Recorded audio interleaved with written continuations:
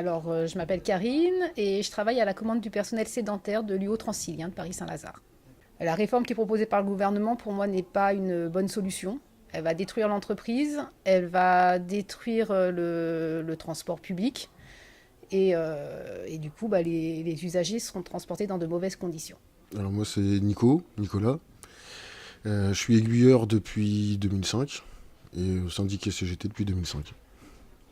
Alors je fais grève pour la conquête d'un vrai service public, pour une autre réforme ferroviaire, parce qu'il faut une réforme ferroviaire mais pas celle-là. Alors, le projet porté par la CGT, c'est que donc, la SNCF doit être une seule entreprise et pour la dette qui ne doit pas être imputée directement aux cheminots mais être reprise par l'État. Alors déjà que la dette du ferroviaire c'est pas la dette de la SNCF.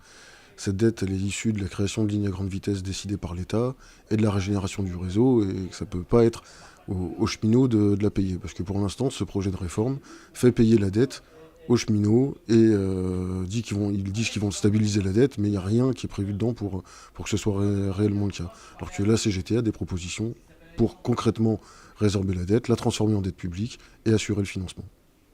Plus on est nombreux, moins le mouvement va durer, parce que c'est l'union qui fait la force, et il faut absolument que tout le monde nous rejoigne dans le mouvement. C'est un combat, il faut absolument qu'on garde nos acquis. Les anciens se sont battus pour ça, et il faut qu'on continue à le faire, faut que ça reste.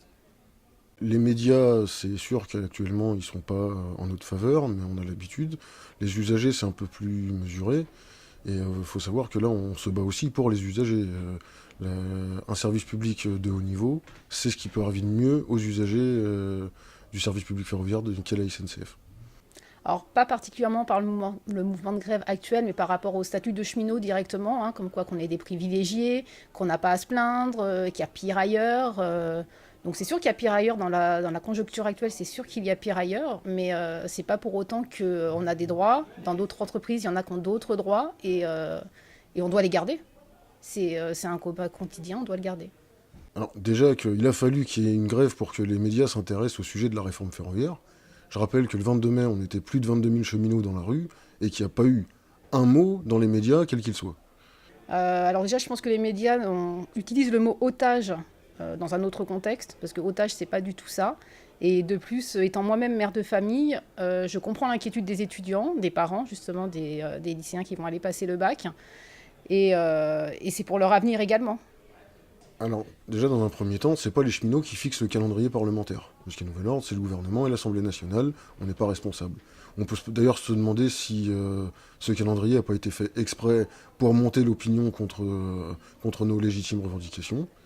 Et tout est entre les mains du gouvernement. S'il le souhaite, la grève s'arrête demain.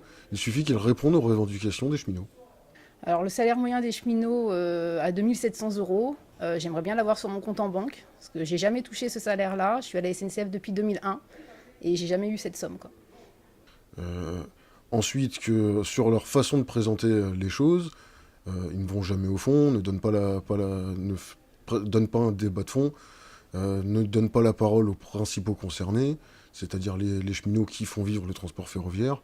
Bref, ils jouent un rôle aujourd'hui idéologique et politique qui n'est pas le rôle informatif qu'ils devraient avoir. J'ai déjà fait grève, j'ai jamais fait de gros mouvements de grève. Les assemblées générales ont voté la reconduction de la grève jusqu'à lundi. Les assemblées générales de lundi se tiendront au même lieu, aux mêmes heures que depuis le début de la grève. Et pour ce week-end, donc pas d'assemblée générale, mais déjà sur Paris-Saint-Lazare, un rassemblement fraternel demain matin vers 10-11 heures.